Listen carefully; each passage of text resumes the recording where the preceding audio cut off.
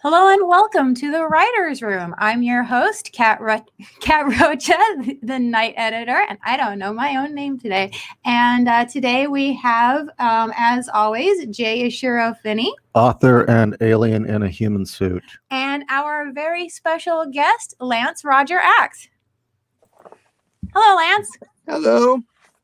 So Lance is the director, writer, actor, and all-around Renaissance man of Pocket Universe Productions. He's had one of the background, as well as writing and producing audio dramas and starring in them. He's been mentored by some of the best in the industry. He's been on some very, very large projects. So if you have any questions about writing scripts, converting your books to audio dramas or audiobooks, or just the ins and outs of that whole industry, he is a man to ask. Yes. Furthermore, he has another connection to us in that. Well, Lance was instrumental in seeing that Titanium Rain was turned into an audio drama. He approached me at San Diego Comic-Con one year, asked if I know I am not the guy from Phantasm. Yes. You're not Reggie Bannister? I'm not Reggie Bannister. No. Are you sure? Now with that beard, you don't look like him anymore. Yeah, when he approached me, he looked like Reggie Bannister. So, Lance, tell us about yourself. No, one more thing. Oh. And he starred in the Titanium Rain audio. Yes, he did.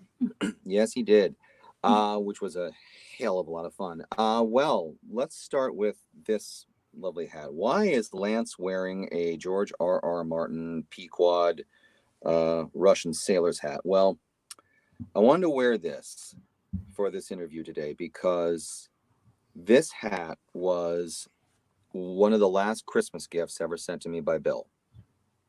And I got this in 2018, and he always wanted me to wear it if we're in the middle of in the middle of an audio drama recording session, or as he joked, if you're talking about me, wear the hat.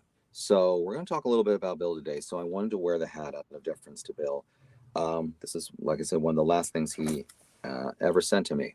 So it has some very sentimental value to it. We're going to talk a little bit about Bill, obviously, today, without well, for the listeners, choking up too much. Yeah. For the listeners who don't know, Bill DeFries, in a sense, he was essentially a legend in the industry, was the director and the mastermind behind the Titanium Rain audio drama.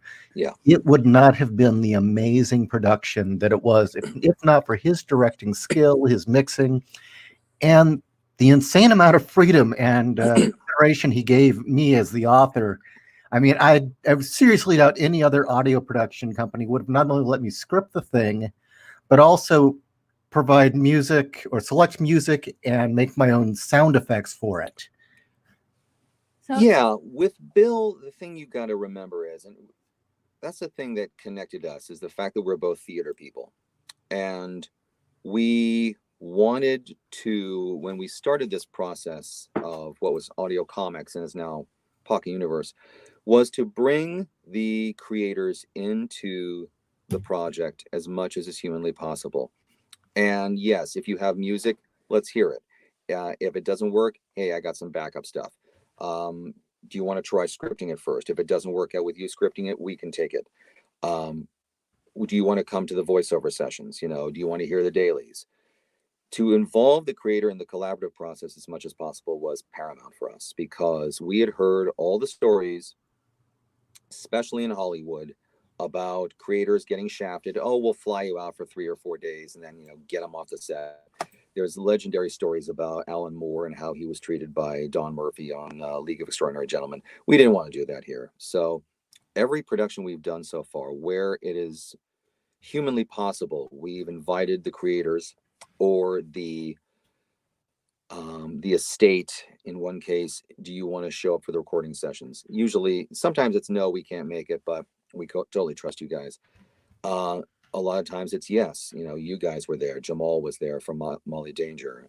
Todd was there. Todd wasn't just there for the Perhapanauts. He was in it, as the Chupacabra. Elaine was there for everything that she did with us with Starstruck and Honey West. So that was, I feel, an integral part. It was an integral part of who Bill really was. Yeah, sorry. Well, after my own experience with Hollywood Yeah. and Titanium Rain, I was Yes. very much expecting that you guys would, license the property and do everything you could to keep me as far away as possible. And I was shocked. That, and I was shocked that you guys were nice compared to my experience with Hollywood. You guys were genuinely nice guys. You took me out to dinner afterwards. Yeah, I mean, I've been kind of lucky in the people that I've met in Hollywood have been, for the most part, pretty cool people. But I'm always aware of the fact that for every one of those cool people, those nice people, those people who actually give of themselves, there's about 20 people who are complete total pains in the asses. And I didn't want to be that person. Bill certainly was never going to be that person. And yeah, dinners, big dinners were a big thing with Bill.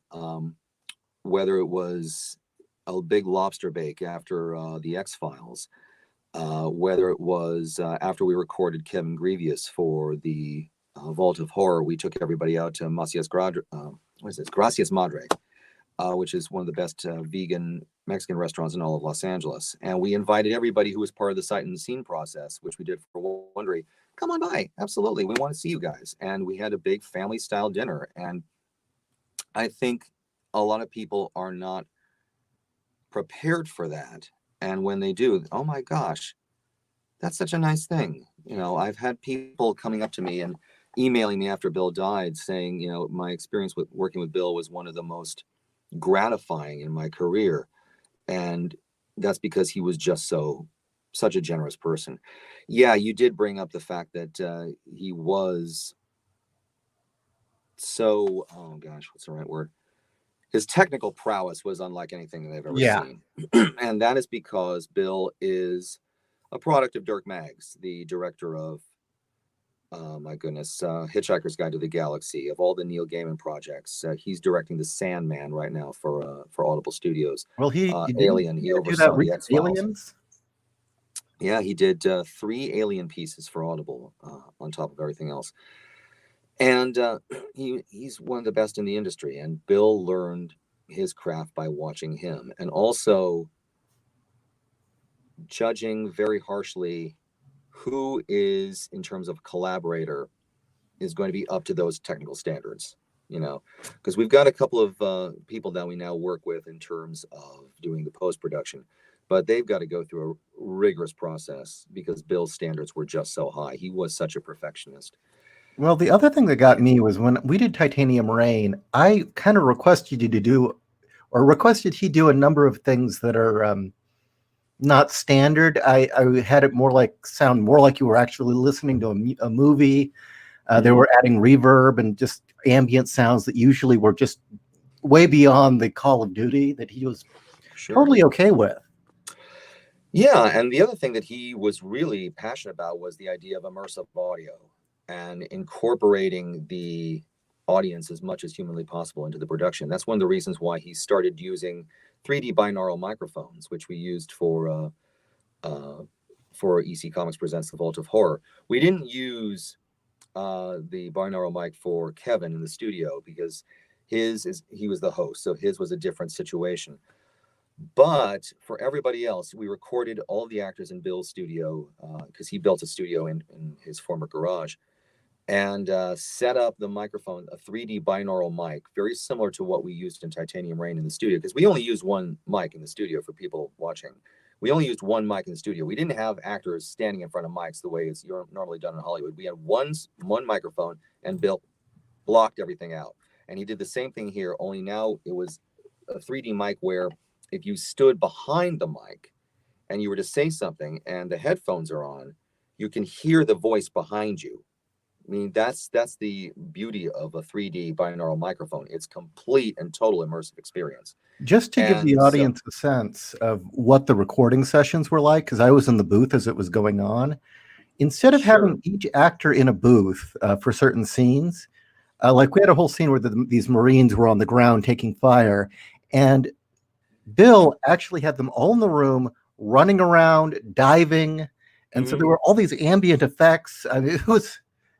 you got out of that you couldn't get otherwise. Yeah, he brought in a backpack. He brought in bike helmets. He brought in anything he thought could give the audience the impression that they are listening to a firefight and these are Marines who are diving for their lives. I've seen someone, it definitely improved the audio. Thank you. When we did the poker scene, we sat down in a circle or in a half circle. He got the mic positioned the way he wanted, and we did the poker scene sitting down the way you would normally do in a poker game. I remember the scene with Jamie Schwartz, and he set it up so that way all of the pilots were on one side of the room sitting down, and then you had Jamie Schwartz giving the spiel about Prometheus on the other side. That was blocked as well. He blocks everything with EC Comics. Everything was blocked again. He was being especially picky. Go ahead. Before we dive into EC Comics, why don't you tell the audience a bit about what you guys are doing with that? Sure. Yeah. EC Comics presents, and I want to point out to everybody that I'm in my studio right now. So what I'm about to show you is, in case you haven't seen this is the artwork. This is something that I want to talk about Bill's generosity. This is something that Bill did for myself. He did for himself. He did for studio, for John Woodward, our new partner, and he did this for all of the bigwigs over at EC Comics. And he made these. I'm in the studio. These are absolutely lovely. Well, cameraman. Canvas prints. And this is the artwork that we used for the MP3 cover. And that's done by George Janti, who was the former artist on Buffy the Vampire Slayer and Firefly for Dark Horse Comics. And what we have done is, let me give you the history on this. We have turned EC's The Vault of Horror into a full cast audio drama. And this is something that goes back to 2007. Because what people don't know about Bill/Bob the Builder is that he was a horror fanatic. He lived for Stephen King because he grew up in the areas that King wrote about. So he felt a kind of spiritual connection of sorts to King's work. And he found out that one of the things that King was a fan of when he was a kid was EC Comics. Did you actually use poker chips for the poker scene? Yes, we did. And in 2007, he approached EC Comics about doing Tales from the Crypt. And at the time, there was another partner who is long, long gone, thank God.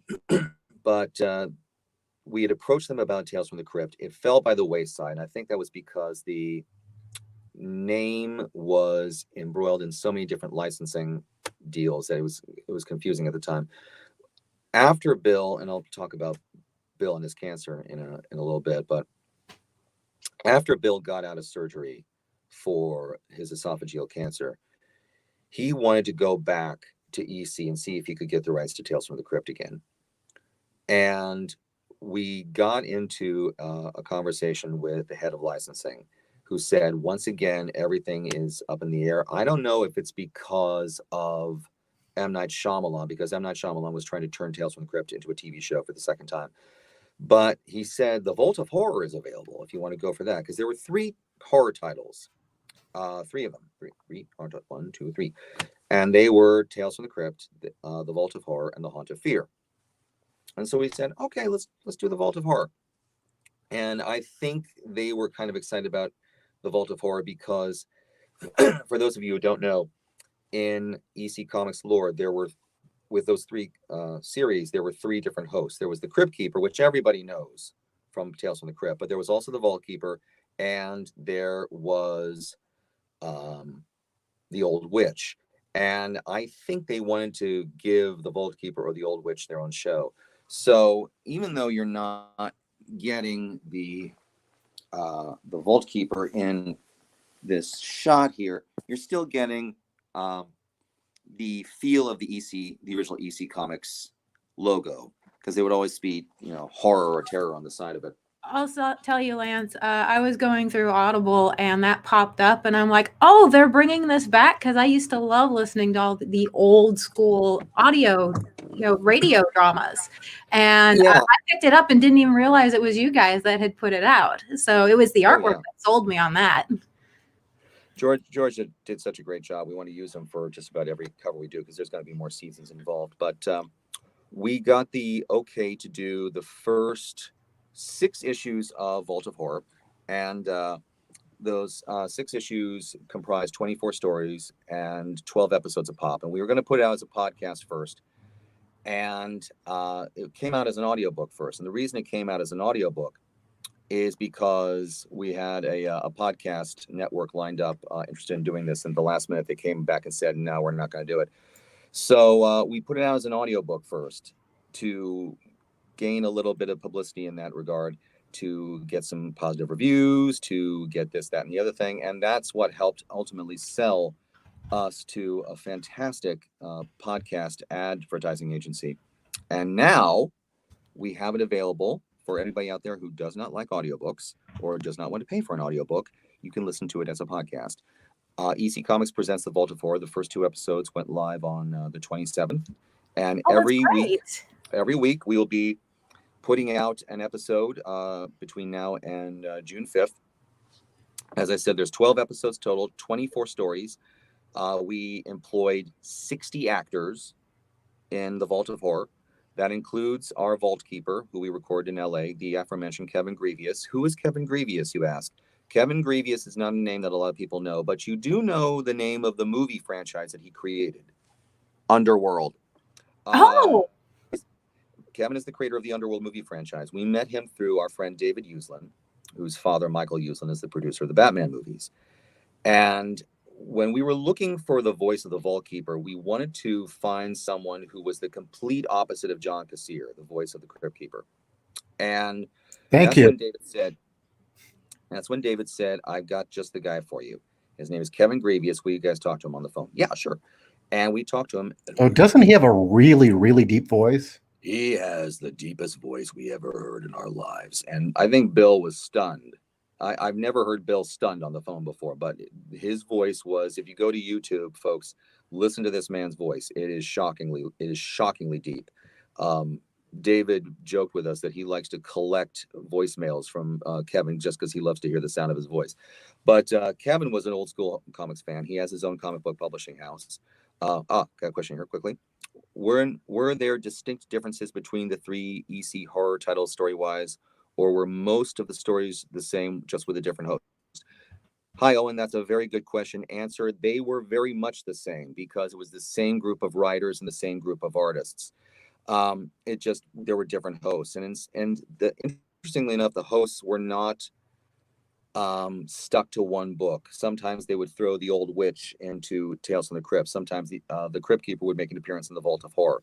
It was a way to try and get more people interested in buying the other books, I think, because the Crypt Keeper was so, even at that time, so closely identified with Tales from the Crypt. Oh, he's also making an appearance in the Vault of Horror. Well, now we have to get this one as well. But they're all very much the same stories, and very much the same thread that went through them. And that was this: if anybody remembers the Tales from the Crypt TV show, there was always a situation where somebody did something to someone who didn't deserve it, and whoever committed that atrocity got the gruesome ending.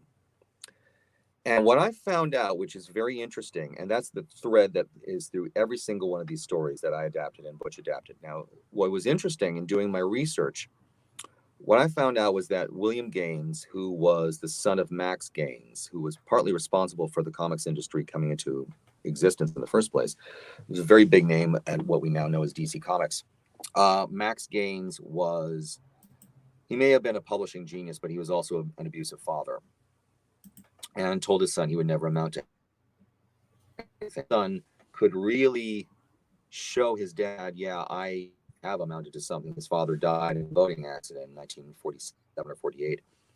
So what leftover feelings he had toward his father he put into the horror books.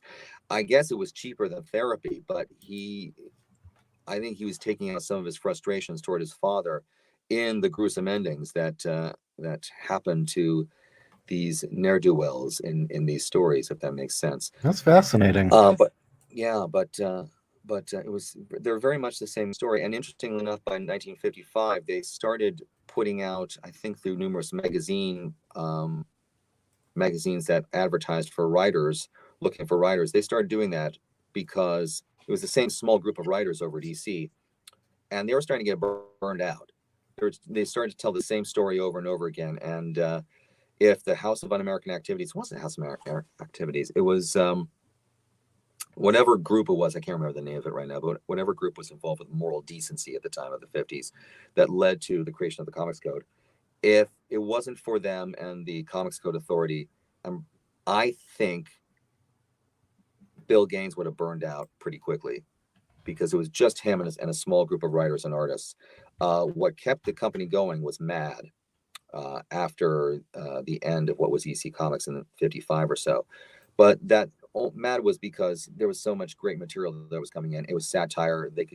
It was coming out as a magazine. They could work around the Comics Code. But they were very much burned out. And if you read the stories in Vault of Horror, Tales from the Crypt, they feel very much the same as they go forward.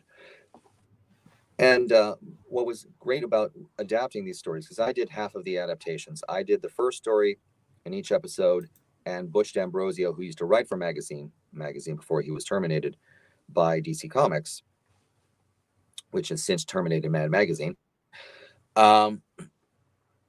we kept that alive as much as possible. And what was great was that EC Comics was very open to the idea of updating the stories, updating the dialogue, as long as the original spirit, the original intent of what Bill Gaines wanted was still there. We had carte blanche. And we had so much fun being able to work with those parameters, where the parameters were slightly more open. I think if we had done a direct adaptation of the stories, considering they were so dated, it would not have worked. But these stories did. One story, for example, that I did, let's make it about me. One story that I did, which was Rats Have Sharp Teeth. That's one of my personal favorites. And that was... They do. Yeah, they do have sharp teeth. And this was a story where it was just one character in the entire piece, Abner Tucker, who is raiding graves after he's discovered that the wealthy decide to take their loot with them to said graves. And he's found an old book containing the not only where the graves are, but what they brought with them, what they took to the grave with them, emeralds, gold, what have you, all the old rich misers and skinflints. So he's raiding the graves, and he's making enemies of the rats as he's doing so. And I thought, boy, this is a one-person piece outside of him and the Vault Keeper, because the Vault Keeper is present throughout. And for some bizarre reason, Dr. Seuss came into my head. So I turned it into, and I wasn't sure how the EC folks were going to deal with this, I turned it into a bedtime nursery story with the Vault Keeper reading rhyming couplets, keeping most of Abner Tucker's dialogue present, and then adding in what I need to add in. And they thought it was brilliant. And oh, great. So I'm on the right track. That's one of the first pieces I adapted. Another piece that Butch did was called Werewolf, and he did a framing device around the framing device, where it's a group of hikers in the upper part of Eastern Europe, and one of them may or may not be a werewolf. But what he did was he incorporated a story around the story involving the FBI, involving experiments with a new form of LSD, and there's a little twist at the end that nobody sees coming. Another piece that I did was the toughest one in terms of how am I going to make this work, and that was called Beast of the Full Moon. Beast of the Full Moon is 3 characters. There's almost no dialogue in it. It was almost written like a melodrama, and I thought, melodramas, silent film. So I did a framing device where I kept the original dialogue, cheesy as it sounds, but I had a framing device around it in which these characters are actually characters in a silent movie in 1921, and there's a real werewolf stalking the cast and the crew, who's the werewolf, and the parallels with the original story are still there. And again, they liked everything. You know, we were given carte blanche to make whatever changes we needed to bring it to the modern era, if it needed to go into the modern era, but again, keeping the original thread alive of this person gets this and this person gets that, period. And that's what made it so much fun. Besides Kevin Greavius as the Vault Keeper, the actor in Rats Have Sharp Teeth is Phil Proctor, who is the co-founder of the Beatles of Comedy, the Firesign Theater. I worked with Phil years ago at the National Audio Theater Festival with he and his wife, Melinda Peterson, and I learned a very valuable lesson. You don't need to direct Phil or Melinda. They're absolute geniuses. And we found out that Phil wanted to be involved through Butch D'Ambrosio because Butch was still involved with the National Audio Theater Festivals at the time. And Phil made regular appearances, one of the few members of the Firesign Theaters who did. And as it turns out, he was a big EC fan growing up. In fact, he sent a letter to to Congress protesting what was going on with the court cases that were being levied against Bill Gaines for what was essentially censorship. And we brought him in for 1 hour. He did his lines, boom, done for his one-man show. We got our friend Denise Poirier, who is the voice of MTV's Aeon Flux. She has since moved back to Portland, and we got her for 3 stories. She's dead in 2 of them. We got our friend Peter Burkrot, who is in Caddyshack, to be in it. He is in 4 pieces. He's dead in 3 of them. We have Jonathan Woodward, who was on Firefly and Angel and Agents of S.H.I.E.L.D. and NCIS. And he was also in Wit with Emma Thompson. And he is in 4 pieces. He is killed in 3 of those. And a whole bunch of actors from around Portland, Maine, where Bill lives, gathered in a studio. We did it all over the course of 5 weekends, did 4 episodes a day, because thankfully there was enough material from the Vault Keeper. So it was like 80% of it was 80% of it was everybody else, 20% was the Vault Keeper. It made for a much faster recording session. And Bill would set up the microphone in his 3D mic in the center of the room, and he would block everyone around it. And it made for just a hell of a lot of fun. He brought in his stepdaughter, to be our engineer.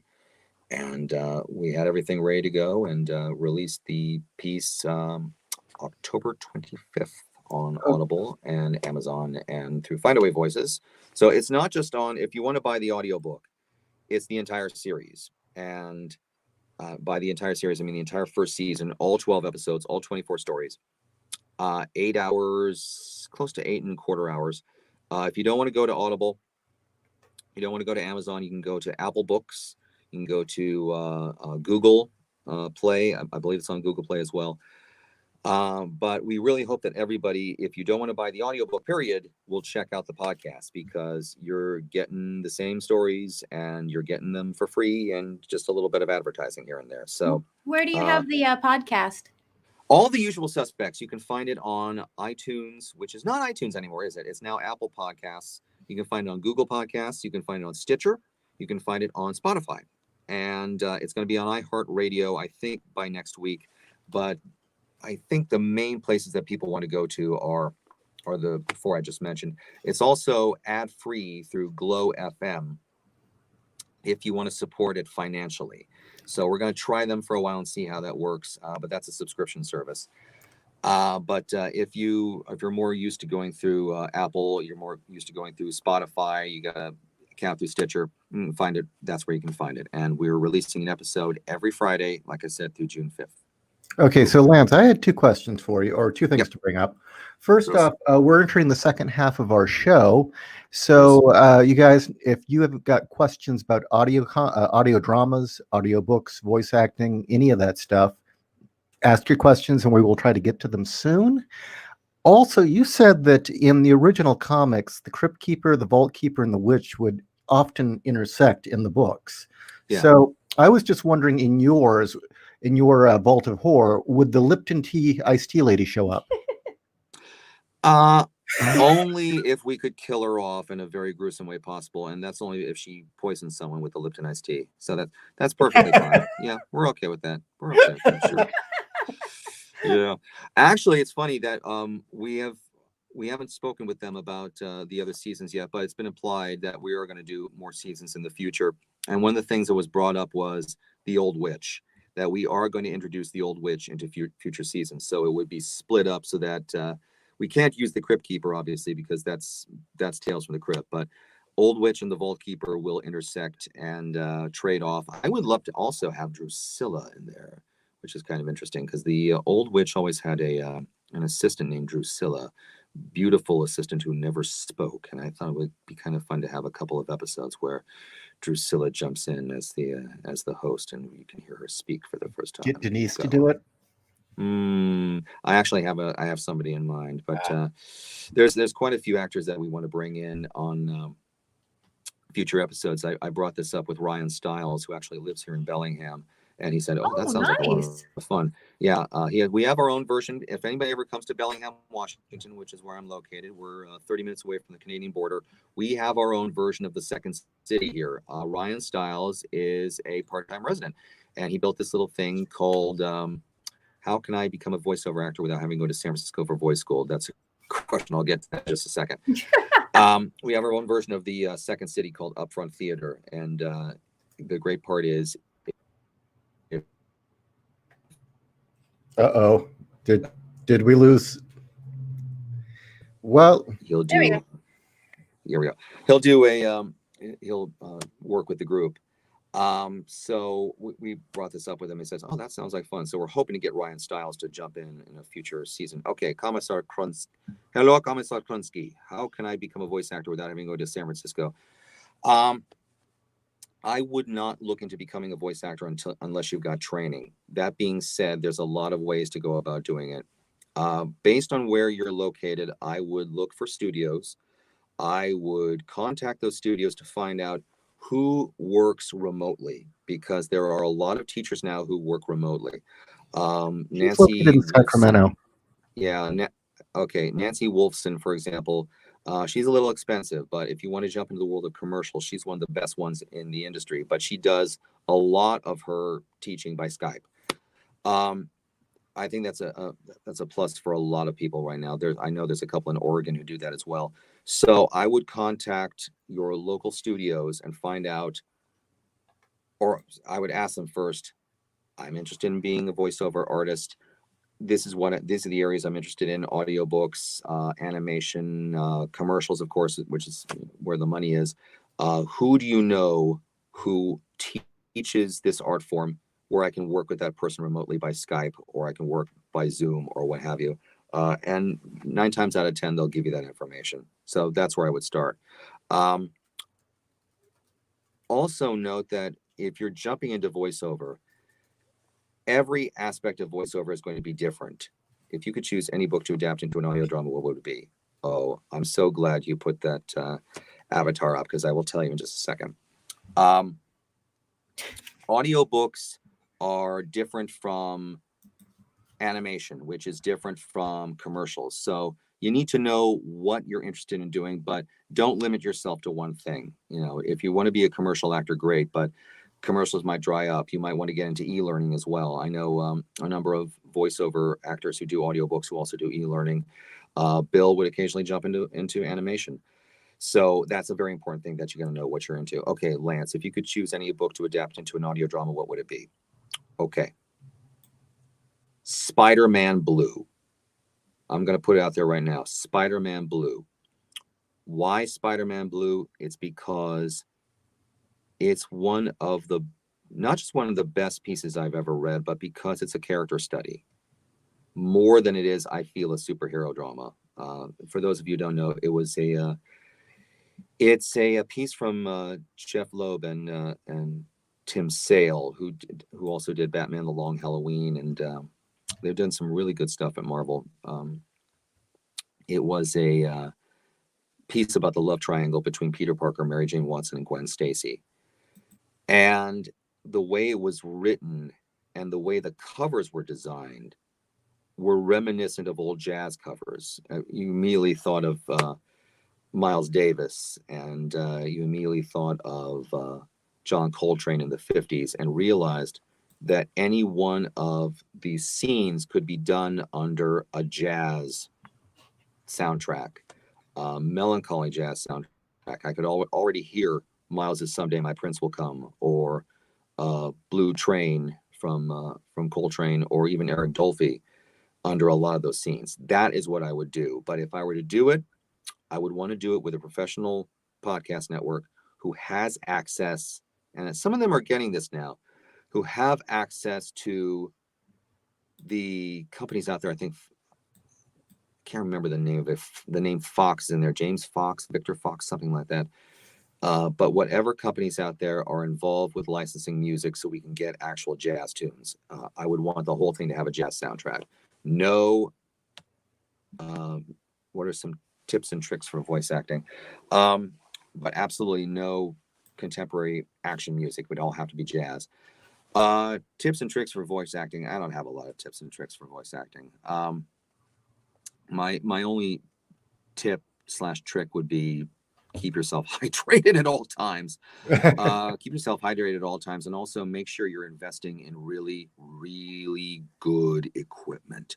This is a great segue. I am right now in my studio. This is my studio. And in my studio, I've got, this is my booth, and this is the mic I'm using. This is a Rode mic, although I'm going to be upgrading probably next year to a Shure mic or a Neumann. But get yourself a really good professional quality piece, and get yourself a really good professional quality booth. Now, the booth that I'm using right now, and I'm not trying to turn this into a promotional piece, but just to give you an idea, this is Studio Bricks 1, and I got this from Spain. So there was a lot of rigmarole in getting this to the United States. But if you go to, I think it's whisperroom.com, you can see a lot of great voice booths that are available that are far less expensive than what I have here. Make sure you've got the good padding. Make sure you got the good microphone. Make sure you've got a really good system to hook it up to. Now, mine is super duper simple, but again, this is going to be an upgrade later. I'm using a Dell laptop, and I've connected that up to DigiDesign for M-Tool, M-Box. Front row view to a tools. Standard setup, huh? Yeah, that's right. And there's a lot of different varieties of sound setups that you can use. There's GarageBand. I would not use Audacity. Audacity is a free program, but it's so problematic. If you want something good, you need to invest the money into a really proper, high quality system. I would strongly recommend Pro Tools. It's funny, I have people who despise Pro Tools, and the people who despise Pro Tools love this, and the people that love this How's Audition? hate this. Yeah, they fight over code. I mean, this is the world I'm in. They fight over code. So my biggest tip and trick would be make sure you got quality sound material. Don't use a freaking microphone that comes with your setup, the super cheap USB drive plug-in or what have you, and don't use your closet, for fuck's sake. Don't use your closet. Don't do that, please. Even if you're doing a professional, if you want to do a podcast, for example, don't use your podcast. Don't put your podcast in your closet and do the noise baffling. No, try to find something that is going to really showcase your voice, but make it sound professional and not like it's, you're doing this whole thing for $25, because people who are, use this a lot, they'll know. How long does it take to make an episode of an audio drama? That's a great question. It really depends on the complexity of the piece. Because you have to take into account how long it's going to take to write it. With EC Comics Presents The Vault of Horror, that took about 6 months for the adaptation process to happen. Of course, we're working on other things in our own personal lives. But that took about 6 months to do. And then during that period of time, you've also got the pre-production, getting your studio together if you're working in somebody else's studio, getting the transportation together. We're going up to LA to record Kevin. Usually you can get a lot done in one weekend. We recorded all of Titanium Rain in one day. The next day we recorded a Honey West piece. Since then, the publisher lost the rights to the piece, unfortunately. But I was thoroughly impressed that you were able to crank out almost all of Titanium Rain. I know there was some second unit type stuff that you did after the fact, but almost the entire thing was done, in 80% of it was done that day. Yeah. From morning till about 7 o'clock at night? Till 7 o'clock at night. Yeah. 10 o'clock to 7 o'clock. So that has to be figured in, and then however long it's going to take to do the post-production. Post-production on EC was about 3 months, for example. Bill was a bit more of a perfectionist, so with Titanium Rain, it was about 4 months, I think. Of course, he was working on other things at the time. If you're just working on that and nothing else, like One Piece, for example, we will be working with a great designer in Vancouver, but he knows it's going to take about 2 months to work on. So it just all really depends on the complexity of the piece. What are the main points you look to cast a team? We're trying to make sure we're not going to work with any assholes. That's extremely important. We look for people who are, I think this is a very important point. I'm glad, Elton, that you're bringing this up. We get a lot of requests from people who are voiceover artists first, who were told, oh, you have a really good voice, you should go for commercials, or you have a really good voice, you should do this or that, the other thing. But here's the thing, they're not actors. They're not actors first. We look for people who are actors first, who know how to take direction. Working in commercials is not the same thing as working on an audio drama. And that's a reason why Bill would never cast an actor who was a predominantly commercial actor or does voiceover for video games. If that person didn't have an acting background, that person was not going to get cast. When we're looking to cast people who are, I guess cast is the word we'll use for now, who are part of the post-production team, we need to hear what they sound. We need to hear samples of their work. We need to know where they trained. We need to know what they've worked on. And this is the situation where we can use somebody who knows video games, because if you're creating something immersive, you want to have something more than the golden age of radio. We want to have someone who knows their way around video games or knows their way around film. So there's a lot of priorities that and technical priorities that we need on our side, but that's just going to make the production that much better. We are perfectionists. I'm actually surprised that there hasn't been more crossover between audio dramas and video games. I know that was it Big Finish did something with Pathfinder, I think. Yeah, I was going to say they did a Judge Dredd video video game turned into it with their voice actors. I suspect that's going to change in the future. We'll see what happens. I'm open to it. Bill was thinking about doing an audio drama based on a video game some time ago, but nothing ever became of it. But I think it would just be an absolute natural thing. And actually, there was a podcast that came out of Panoply called The Walk. And I know The Walk was inspired by a video game, but I can't remember which one it was. But I suspect that's going to change. I suspect that's going to change in the future. I'd love to see more audio dramas coming out of tabletop games, to be perfectly honest. Tabletop RPGs. Hasn't Warhammer done that? Warhammer 50K? I don't know if they have. Okay, one last question. If it makes no sense to you, that's okay. Have I heard of Guyver? Yes, I have heard of Guyver. I've never seen it, but I have heard of it. That's as far as I'll go with that answer. That's as far as I'll go. Anyway. Owen has to ask a question about Guyver every episode. So. Yes. Oh, sure. Sorry. All right, anyway. We're kind of going down to the last 15 minutes. I would really like to spend this last segment just kind of remembering Bill and talking about your experiences and hopefully a little bit of ours as well. And then we can finish off with you and telling people again where to find you in your productions. Well, for one, how did you and Bill start working together? Bill and I met at the National Audio Theater Festivals in 2005, and that was my first year going. That was his first year going. And for those of you who don't know out there, that was a yearly workshop that was done in the middle of no fucking where, Missouri, called West Plains, which is about 4 hours away from anything. But the farther out you go from, say, Kansas City, the more money was available from the Missouri Arts Council. I mean, the only thing this place had going for it was it's the home of Porter Wagoner. And strangely enough, that's where the Overstreet Price Guide was based. Gemstone Publishing was based there. The late Russ Cochran, who was very, very tight with EC. But for 1 week a year, it became the epicenter for audio drama in the United States. And that particular year, Bill was there. They had Ben Taylor, who worked with Jimi Hendrix back in 1970. They had people from NPR. Simon Jones from Hitchhiker's Guide showed up.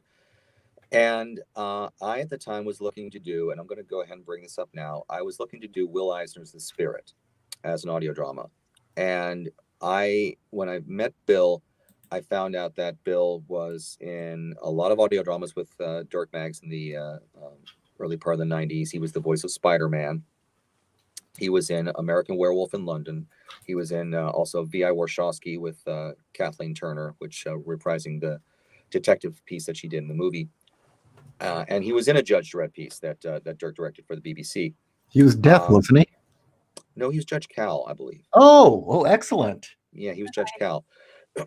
But I contacted him out of the blue about doing The Spirit, and he was in, like Flynn, because he was always looking for collaborators to work with. And that fell by the wayside because of a lot of reasons. And I'll just say one of them right now, Frank Miller. Tales from the Crypt fell by the wayside as well because of the situation with the rights with the HBO still. I think had something to do with HBO still having some aspect of the rights. But Starstruck came along, and that became our first piece. And Bill and I knew each other for 15 years. And he was my blood brother. And we had brothers bitch. We fought, like brothers over projects. We fought over this, that, or the other thing. But it always came back in the end to friendship. And it's a lot of things that people don't know about Bill. Friends were family to him. And family was very, very important because he had lost some members of his family. He had a very dysfunctional 10 years of his life. He was a little open about this, so I feel okay in talking about this. In 1998 and 2003, there were a total of 6 siblings in the Duffy family. That was his real name, Bill Duffy. Dufries was the stage name. And in 1998, his youngest brother committed, what he called a slow suicide. His brother was a heroin addict and committed an overdose. And in 2003, his second youngest brother died from organ failure as a result of heroin. I think they had differentiating degrees of mental illness, and that's how they were fighting back. They were fighting back with smack. He lost his mother, who had suffered a stroke years earlier in 2010, and his father died less than a year later from broken heart syndrome. So there were a total of 4 members of the family. He also had 2 failed marriages. And the third marriage was the one that he frankly should have been in by his own admission years and years and years earlier. But I think for those reasons, families, his extended family became friends. And I think that's part of the reason why he was such a generous person, because he just loved to have people around him all the time. Elaine went to visit him in December of last year, Elaine Lee, and for a little get together he was hosting, and they had only a very short chance to talk, in part because there were just so many people there that were part of his extended family. And we're not just talking about neighbors, we're talking about people in the audiobook industry, people who flew over from London to see him from his days working at the BBC, because he spent 13 years there. His first wife was British, and he spent 13 years there as an actor. And his generosity was just part of who he was. He said generosity is something that we should always strive for and should hope to get in return. And I'll give you an example of that. We had a really cool guy named Kirby Mitchell. He's still part of the NETF, and his son was there one year, and Kirby introduced his son to Bill and said, "This is the voice of Bob the Builder." and his son almost had a heart attack because he's meeting Bob the Builder for the first time. And then not too long after that, Kirby got a CD in the mail that was mailed to him from Bill, and he and his son listened to it, and it was Bill who took time out of his schedule doing audiobooks. He took time out to play Bob and Farmer Pickles, having a spirited conversation about how awesome Kirby's son was. That's too When cool. Molly Danger creator Jamal Igle came out for the weekend to record his piece, Bill invited all the neighborhood kids over to his place because he had a big projection screen, and he set it up in the yard outside. He had where his studio is now was a garage at the time. Driveway, big yard, outdoor swimming pool. He invited all the kids over. He invited some of the Molly Danger cast. He invited some of the parents over, and he played this animated film that he found online. Mostly animated, very little dialogue. I think it was a foreign animated film, adventure film. And at the end, I said, "This was really cool." And he said, "Well, I just thought it'd be a fun way to welcome Jamal to the neighborhood." I mean, that's just the person he was. 2017, we go to Dark Horse Comics in Portland. He was visiting his sister at the time, and who lives in Seattle. Oh, I'm good friends with. We took the train down and had a great meeting with Nick McWhorter at Dark Horse. We got a tour of the facilities, which just blew our minds. And it was that time that he was telling me that he was having trouble swallowing. And I said, "You going to go see a doctor?" He said, "Yeah." And then a week before Thanksgiving, he calls me up. It's 11 o'clock at night his time. And I'm really surprised that he was calling me at 11 his time, because he was usually a very early riser, go to bed early sleeper. And sometimes if his brain was just on fire on something, he would call me at 9 o'clock my time, because he's up working late. But most of the time he's not. That's So like you, Kat. Nope. exactly. And I said, "Hi, Bill," and he says it's cancer. Oh, jeez. And that I was not expecting to hear. Those are the first two words that came out of his mouth. It's cancer. And then he sent out the email just to me and a handful of other people that what he had was esophageal cancer. And esophageal cancer has a 90% mortality rate. He thought that what it might have been was a result of acid reflux disease affecting this part of his body, because he'd had that for years, and he was using baking soda and seltzer water to combat it, which is an old wives' tale. But he was very big into homeopathic therapy. But it was stage 3. But if they got him into surgery as soon as possible, they could remove the esophagus and all the surrounding lymph nodes.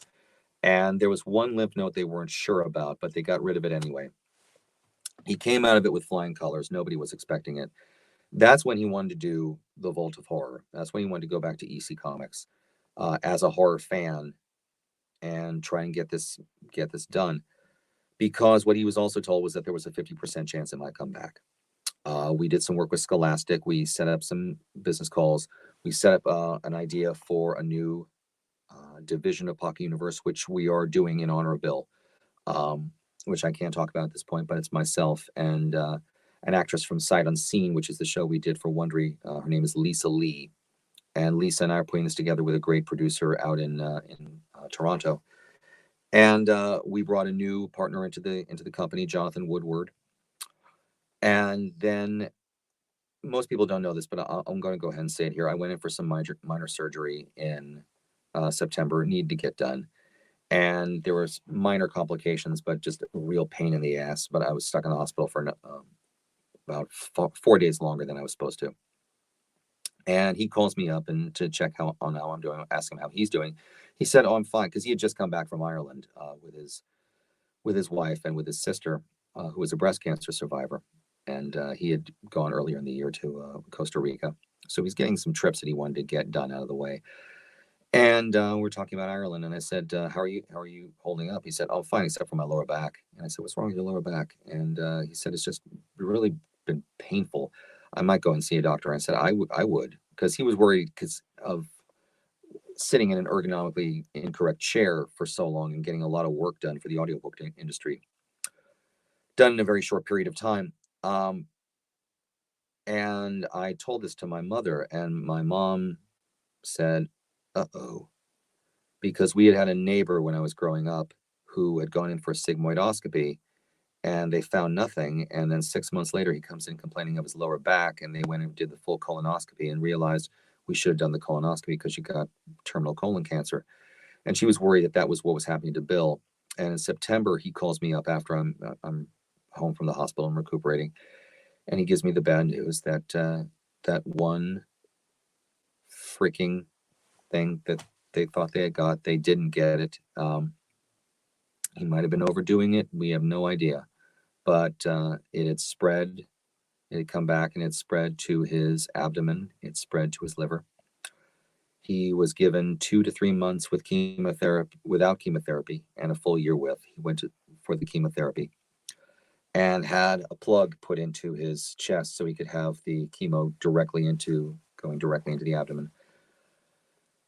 He was a candidate for immunotherapy, which would have extended his life, but I think there were so many rings of fire that he had to jump through that it just didn't happen in time. And I also think it's because of the situation and how much it had spread in such a short period of time. But I'll be honest with you, even after his first chemo sessions, he had the pump put in.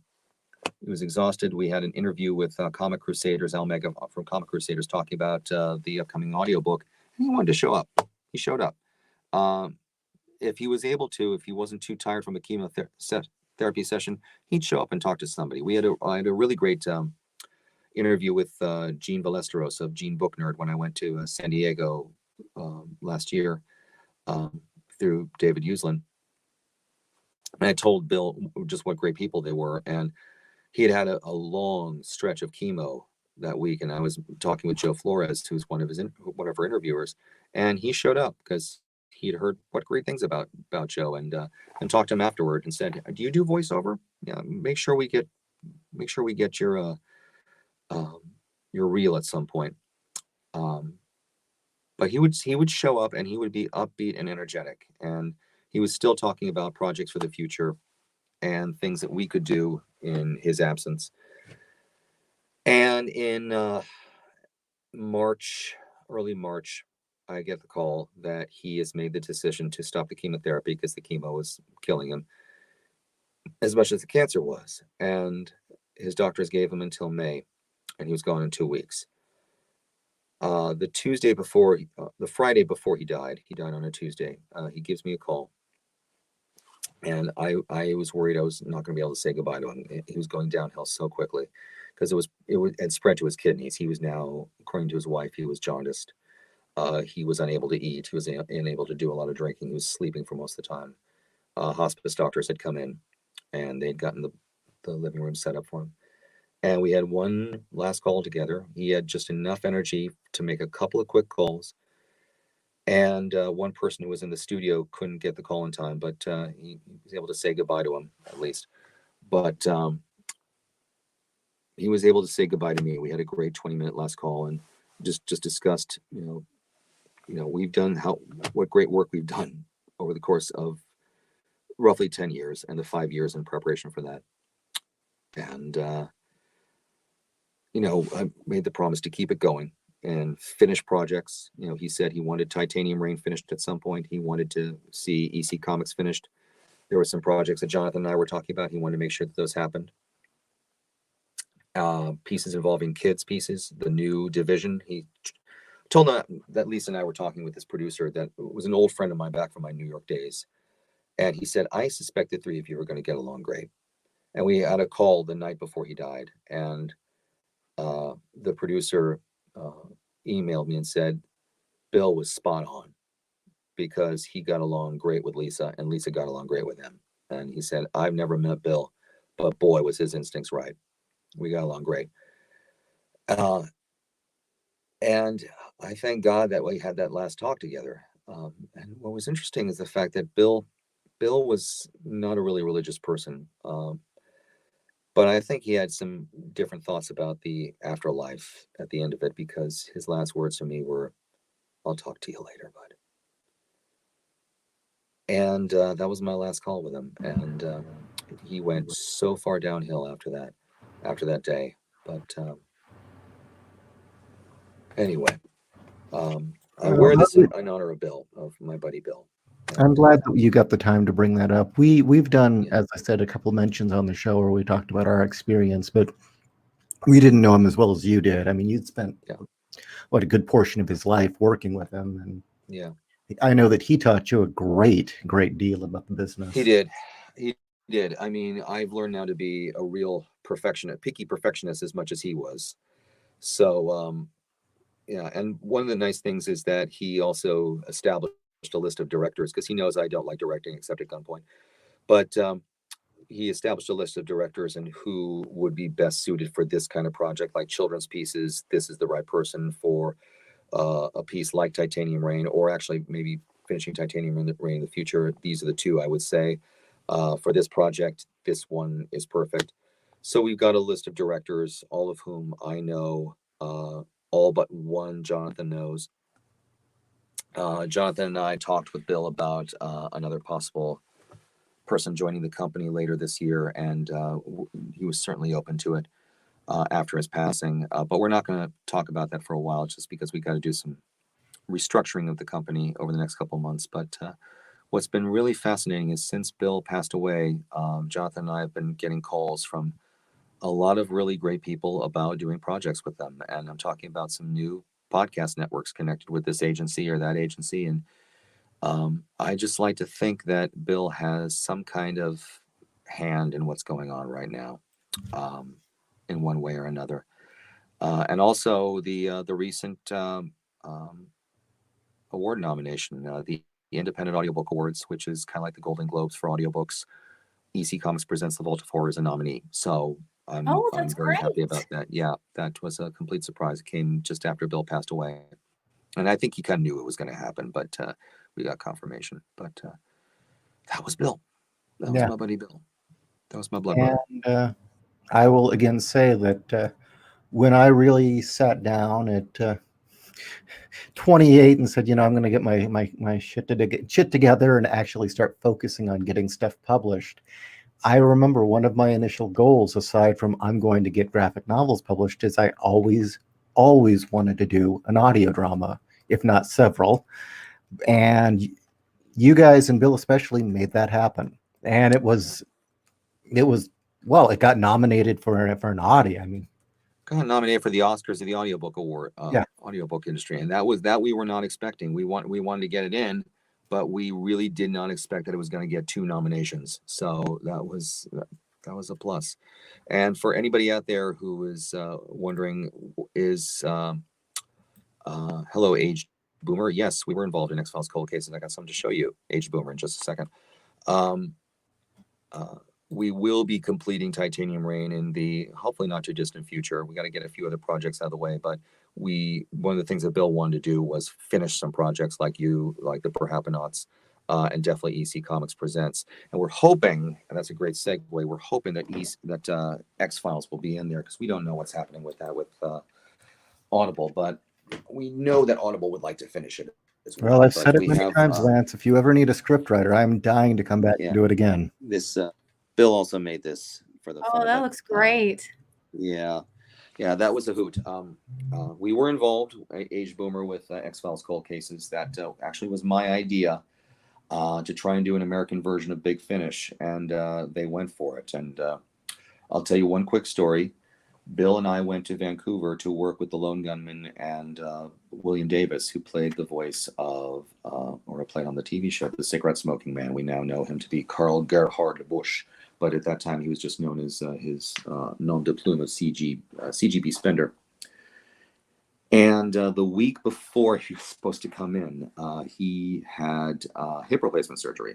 So we were worried that he wasn't going to be, ready, but he was only going to be in there for about a half an afternoon. And this is one of the things about working with Bill, is how quickly he would work with people and get what he needed out of them in a very short period of time.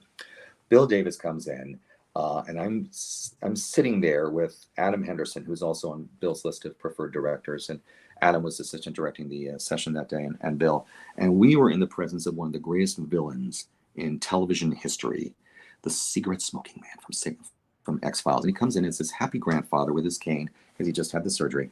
And, oh, it's so nice to meet you. Oh, hi, Lance. Nice to meet you. Oh, I got my green tea right here. I'm ready to go. And he goes into the studio. Apparently, And he's just this really happy little nice, right? grandfatherly figure. And then he sits down, and then and then I'm turning away to the script so I can, because I'm just working on highlighting all the lines to make sure it's all in there. And the next thing I hear is he's doing a voice test, and I hear, so, any of you guys want a cigarette? And I just look up and like, and he's just giving me this look like, oh, okay, I'm ready now. And you know, that was the cigarette smoking man. That was my experience with the cigarette smoking man. But Bill flew to London to work with Gillian Anderson. He flew to give you an idea of just how much of a perfectionist he was. He flew to LA to work with Mitch Pileggi. He flew to what was it? It was in New York to work with Duchovny. But he was always making sure that the sizes of the studios that we were working in were similar to what we recorded all the actors in. Because like EC Comics Presents, there are about 50 or 60 additional actors besides the 7 major actors. Fox Mulder, Dana Scully, Skinner, the cigarette smoking man, and all 3 of the lone gunmen. And he wanted to make sure that it was all the same size, so that way there would be no differentiation in the voices. But there was also a segment of the piece where it's set in Cuba, it's set in South America, and just for the sake of authenticity, he wanted to get authentic Spanish American voices. So he flew to Florida to work at a studio that he had heard of through a friend of his, and they did the casting, and he brought in Cuban American actors to play Cuban American parts rather than bring in an American actor who can do a Spanish accent or something like that. He went to the source. That's the kind of perfectionist he was. Anyway, so yeah, we were involved in that as well. And Lock and Key. I don't want to forget that either. Lock and Key. We did that for Audible before the TV show happened.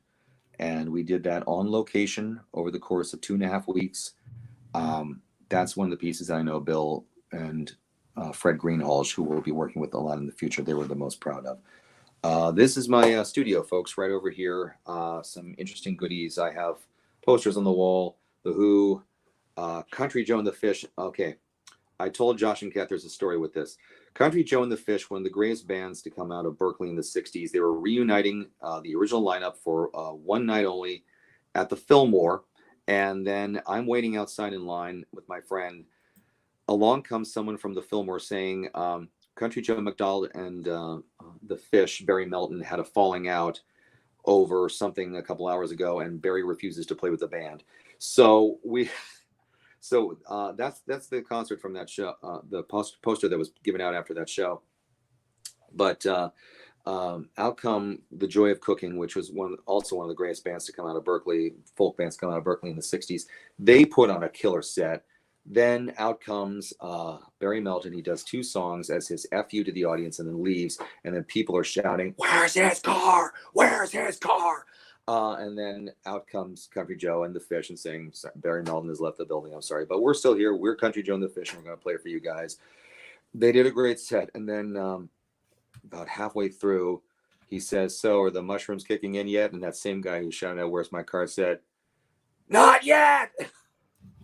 Hopefully soon. So yeah, this is the poster collection. This is what, when you have your own studio, you can do what you want to. The electric flag from the Avalon Ballroom, the birds with Fleetwood Mac, and then one of my favorites right here, Traffic. This is an original first printing, Traffic, with Blue Cheer and as it said in The Simpsons, I, Ron Butterfly. That's one of the originals from 1968. And then lots of other cool stuff. And there's one other thing I'll bring up. Cool stuff here on the desk. Here is, let's see, what we got here? Got Laura Nero with some guy named Jackson Brown. That's one of the postcards. Work with me, people. Oh, yes, I've needed to put that up quite some time. Oh, look over here. We've got Whispers from the Abyss. Isn't that nice? All my CDs. I recall there's somebody named Lance Axton has a story in that book. I've heard that too. Interesting. Of course, Manhunter, because Manhunter kicks ass. And then my award for my short film, Not my short film, I should say, but my screenplay. And that's one thing that we'll be doing once the world is no longer on fire. Bill read my short script, which is a comedy combined with a little interesting sci-fi element, but it's mostly a comedy. And he loved it. I was winning out of the 30 screenplay festivals I submitted Plunge into. Plunge was either a semi-finalist, a finalist, an official selection, or a grand prize winner in 20 of them. That's 2/3. And I met through the Bellingham Film Festival a great director who's right now winning a ton of awards for her short film, The Fork, and said, I would love to direct this thing. And I said, I would love for you to direct it.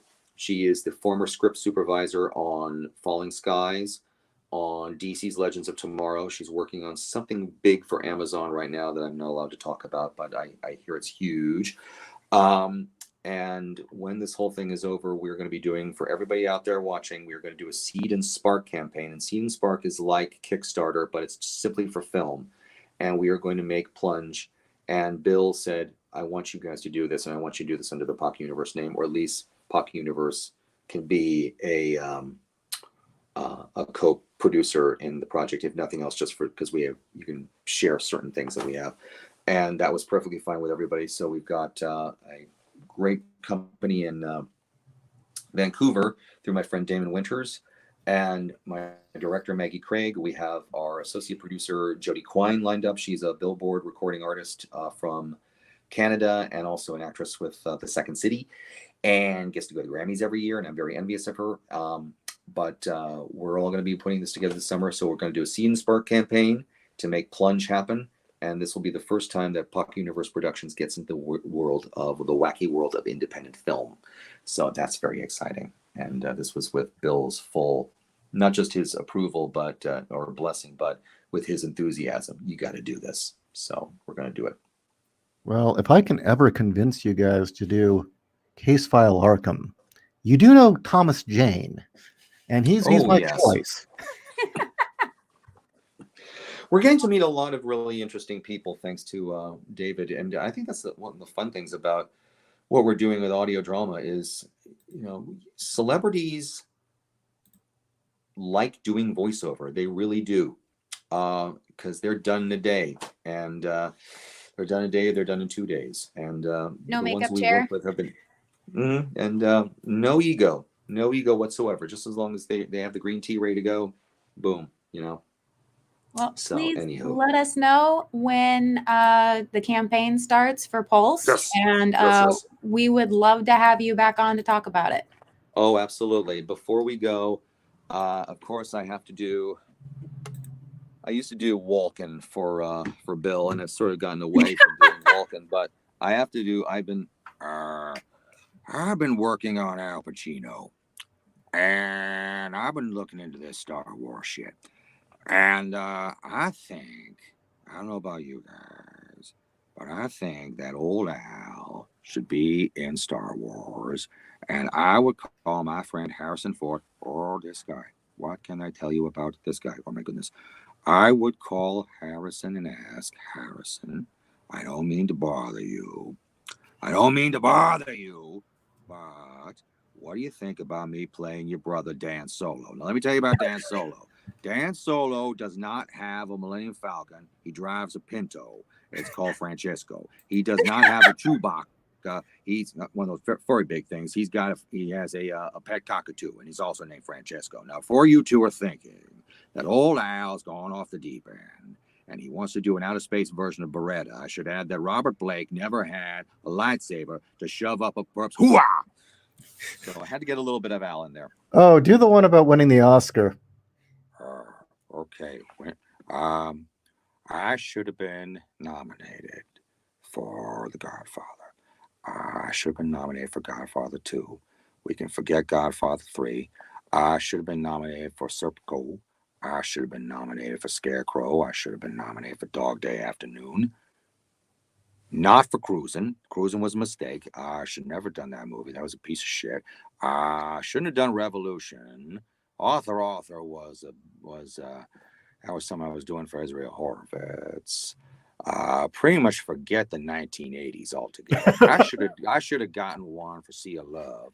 I should have gotten an Oscar for being Big Boy Caprice and Dick Tracy just because of all the damn makeup on me. I should have been in the Deer. I should have won one for Deer Hunter, and I wasn't even in that movie. I should have won a motherfucking Oscar for 25 years of motherfucking movies. I did not. What I went for, I won for saying hurrah. You know where I got that from? A rectal exam. I went in from a rectal exam. Dr. Schmelding didn't put his hands under the hot water. I said, if I don't get an Oscar for this thing, you owe me dinner and a movie, asshole. That's actually from Titus. Titus Welliver did a much better version of that, but I'm doing my version of Titus Welliver doing Al Pacino. He also does when he was a younger man. If you don't put your hands behind your back, I'm gonna put your hands behind your back. God damn it, Sal. He does a much better version of me, but anyway, I had to throw a little bit of Al in there, and I'm gonna stop now because it's hurting my throat. Anyway, so. Well, we're past the hour, so why don't we say our goodbyes? But yes, really, thank you for coming on. This was great. Thank you so much for having me. Thank you for having me. And once again, thank you, Saul. You're awesome too. And just once again, all the usual suspects. I would love to see everybody who's watching right now go to Apple Podcasts, iTunes, and look up. It's under the name EC Comics Presents The Vault of Horror, and it will come up on your search engine, either there or on Spotify or Stitcher or wherever you get your podcasts. What I'd like everybody to do is go subscribe, listen to an episode, rate and review. And please make sure your review is an honest one.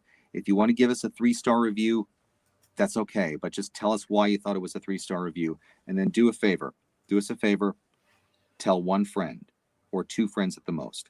Tell one friend or 2 friends, you guys need to listen to this podcast. This is one of the best horror podcasts that's out there right now, I think.